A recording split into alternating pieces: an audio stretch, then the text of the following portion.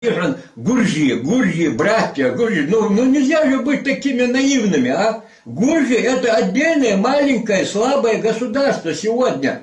У них интерес есть свой.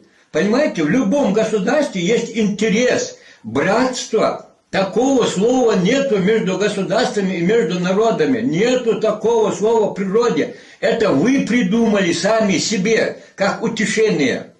Грузины раньше нас словесно поддерживали, когда им выгодно. Сейчас, как вы видите, поворачивается в сторону Нохчи. Значит, что-то они узрели выгоду какую-то.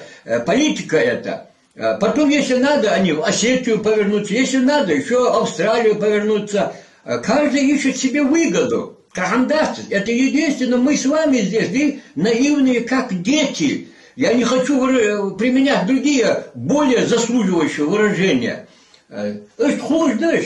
Так бывает.